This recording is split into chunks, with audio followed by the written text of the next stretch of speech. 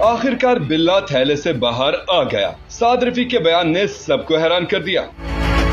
Social media platform x पर tweet करते हुए मुस्लिम लीग नून के सीनियर रहनुमा ख्वाजा साद रफीक लिखते हैं कि आखिरकार बिल्ला थैले से बाहर आ गया। ख्वाजा साद रफीक ने लिखा कि पीटीआई ने बयान दिया है कि सियासी जमातों से बात नहीं करनी, सिर्फ आर्मी चीफ और डीजी आईएसआई से बात करना चाहते थे और हैं। उधर से जवाब ही नहीं आया। ख्वाजा साद रफीक ने कहा कि इस बयान का मतलब ये है कि एनआरओ मिल जाता तो 9 मई की जरूरत पड़ती, न सिविल बालादस्ती का आजादी ड्रामा रचाना पड़ता। ये डट के खड़े हैं। खोचल हमेशा एक हाथ गिरेबान पर और दूसरा पांव पर रखता है।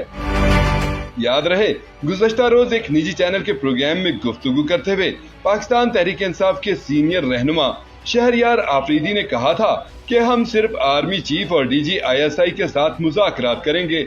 इमरान खान की पहले दिन से ख्वाहिश थी कि इंगेज करें। मेरा लीडर इंगेज करना चाहता है लेकिन कोई रिस्पॉन्स नहीं आता। रिस्पॉन्स आता तो सबको पता चलता।